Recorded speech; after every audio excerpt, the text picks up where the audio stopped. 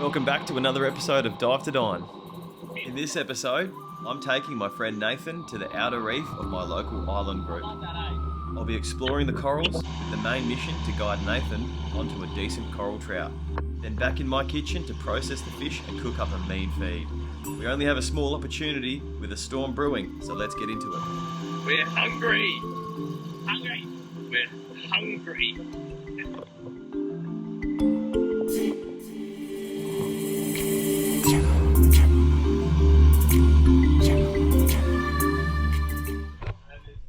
Well, we're here in our spot and the water is super clear. This is like 6 meters. Let's get in there.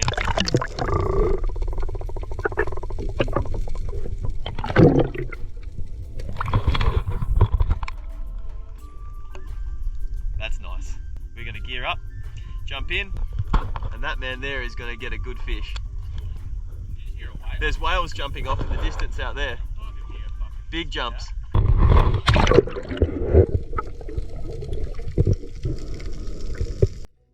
I've opted for the camera over the spear gun to start off with, just to take a look at these beautiful coral gardens, immediately approached by a territorial coral trout. Not scared of nobody.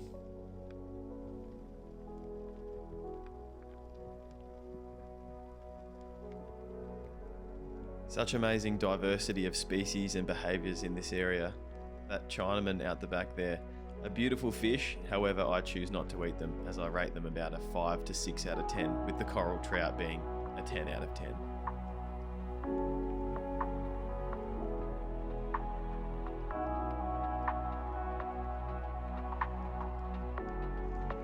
Look at this beautiful majestic mackerel swimming past.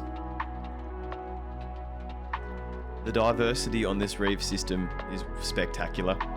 So many interesting coloured fish, so many interesting natured fish, and it's so cool just to lay on the bottom and witness them do what they do.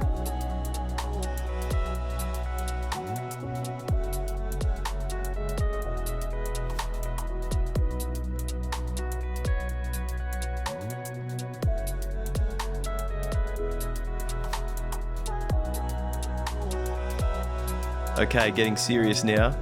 We've located a couple of nice trout. He takes his dive and sizes things up. He chooses not to pull the trigger and let this one live. This really is the beauty of spearfishing. I didn't want to miss it. No, you showed good restraint. That was the smaller of the two, and you should be targeting the bigger one, which is still there sitting on the sand patch. We've taken our time to reassess our game plan, and I'm going down to film him, and this time he feels much more confident pulling the trigger.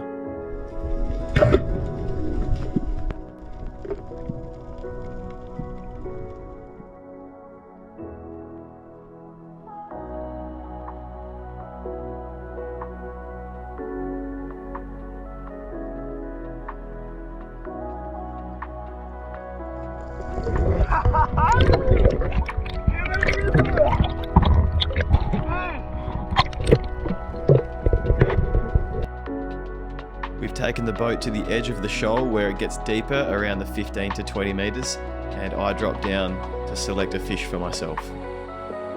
And notice a barramundi cod, one of my favourite eating fish.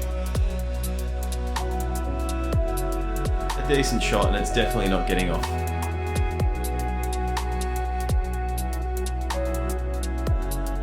The barramundi cod, equally as beautiful as it is delicious.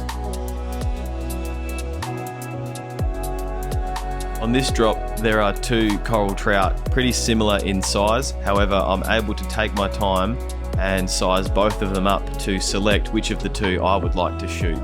This is really the beauty of spearfishing, to be on the bottom and have the opportunity to make an absolute 50-50 choice on what fish you want.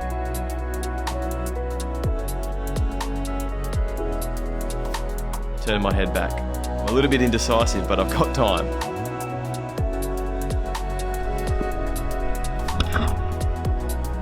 And rolled it.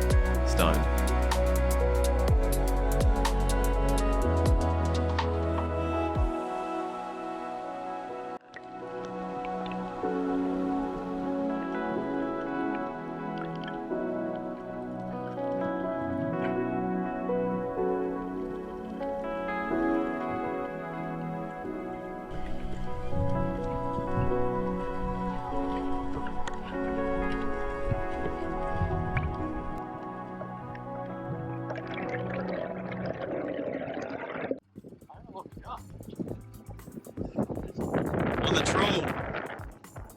Is it coming towards us? Still on? That's got to be a coral trout, man. That's just head up. It's not a lump of coral, is it? Hey, we're on here. Hold it up. Oh, that's a fish. Yeah, it's a fish. What is it? The little whippersnapper cod, man. No wonder it didn't click any drag. It's a pretty loose drag.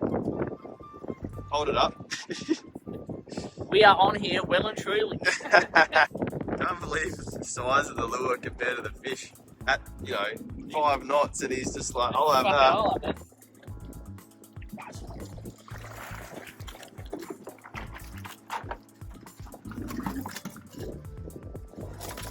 We just killed it. That's a Spanish mackerel, dude. He swam straight to me, bro. Mackie. Hey, we got some good fish. That's not a Spanish, that's a school mackerel or a spotted or maybe a broad bar. I've never seen one like that. Keeping it? I think that's a broad bar. Yeah, we're keeping it. Stop fighting now, you mongrel. Yeah, you know you're fucked. Damn long tom. Well, ain't nobody got time for that. Wanna hold it up? Fuck is this thing? It's a long tom. They're actually really cool. Look at these blue teeth, dude. Yeah, they're actually a really cool fish. Look at this beautiful colour here. This is actually quite amazing, isn't it? They are. They're actually. I love long toms. I know they're like a bycatch annoying fish, but like they're actually. No, like pretty cool fish. I don't recall. That's the first. We're back in the kitchen now, and this is one of the coral trout that was speared. I'm just going to start off by saying I am not a chef, and I'm no expert by any means, but what I am is super passionate about not only the diving and the spearing side of things, but showcasing the quality of produce that we have access to in this part of the world. So for today, I am going to process this coral trout, and I'm going to make a Vietnamese noodle salad, and it is inspired from my construction days back in Adelaide when for smoko lunch we would go to this Vietnamese place around the corner called TMR on Hindley Street. They made the most amazing roast pork noodle salad, and I've been inspired to make it panko coral trout version of that. So let's see how we go.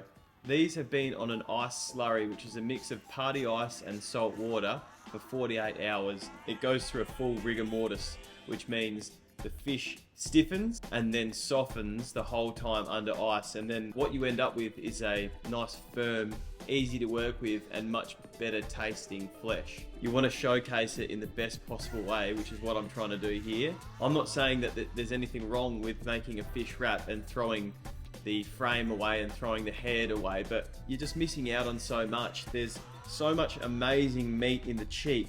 There's so much amazing meat in the head, and there's so much amazing meat here in the wings that it really, to me, would be considered sacrilege to throw it away all the time. I get it when you're on those big trips and you've got a lot of fillets and you're trying to fill the freezer and take some home to friends and family, but when you're just getting 1 or 2 fish for yourself, which is what I like to do most of the time, use the whole thing, because there's so much flavor to be extracted from these and so much enjoyment to be spread from them. You can make pastas, you can make fish cakes, you can boil up the bones and make a stock and make a beautiful soup or a chowder. There's so many things you can do. This to me is just exactly what it's all about, and I enjoy this part of the process just as much as the spearing, just as much as the free dive training, just as much as the camping on the islands.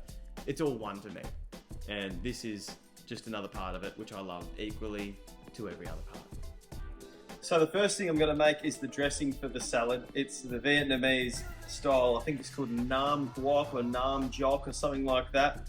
Every time I have it, it's that pure Vietnamese flavor. Sesame oil, fish sauce, rice wine vinegar, 2 chilies that have been kept in the freezer. I keep all my chilies in the freezer. That was a trick that you taught me, Mr. Will Doak. Thank you. 2 cloves of garlic, 2 limes, a glass of water, and some caster sugar. Yeah, actually, I'll show you our cupboard.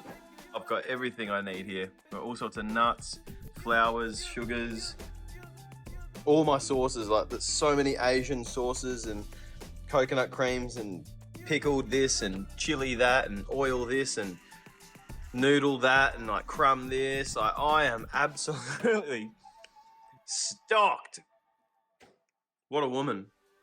It definitely plays a huge role in why the food's so good in this house. Equal parts vinegar to fish sauce. So that's half a cup. Another half a cup. This will take a bit of shaking.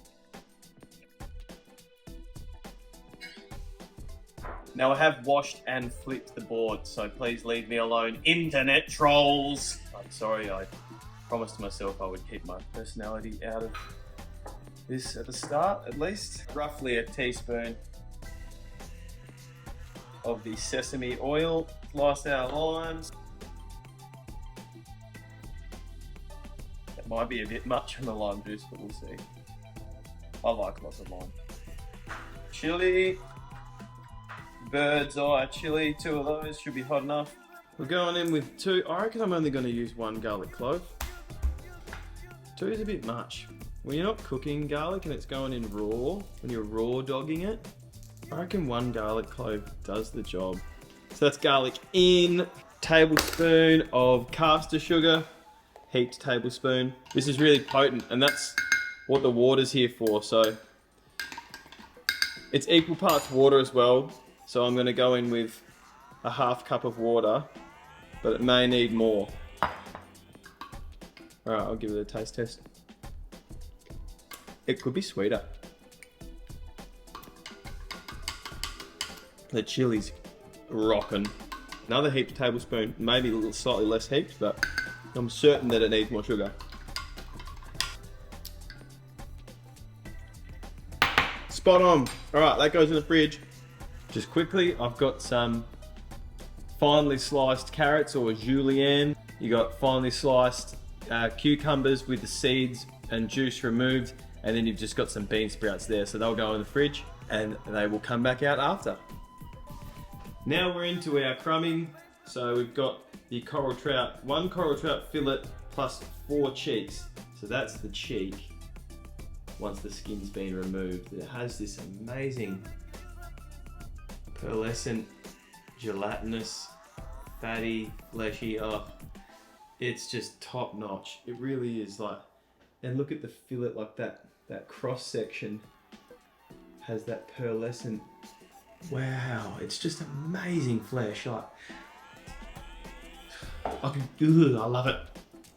With one hand, you want to be doing your flour, you want to be doing your egg, and then you want to give it a shake with the other hand, and that other hand is just that. So 1 layer of crumb is all you need.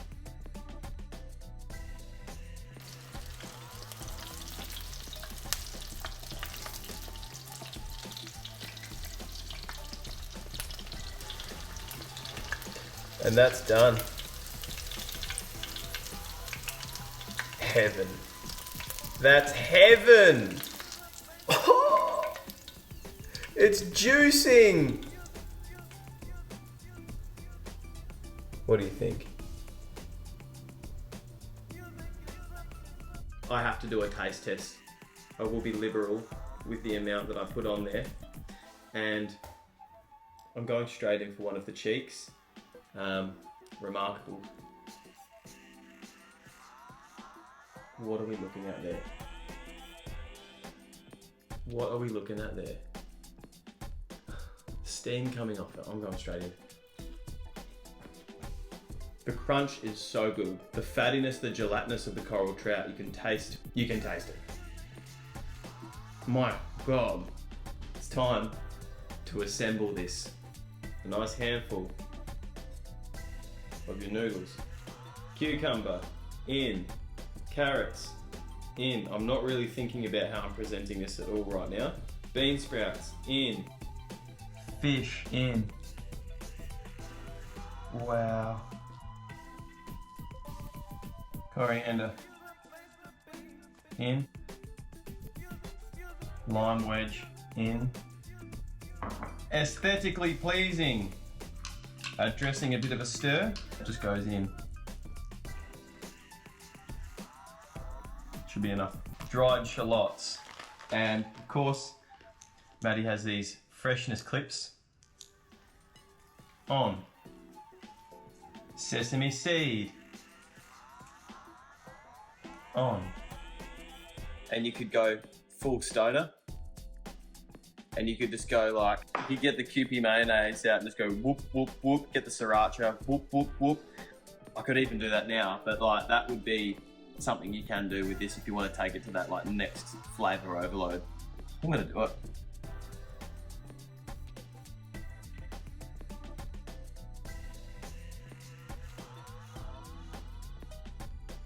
It looks insane. Maybe I should have got some photos before I just smothered it in Kewpie mayonnaise. Boomtown, I'm gonna eat this.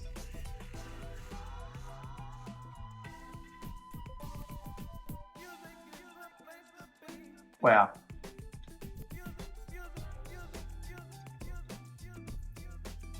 That's Flavor Town.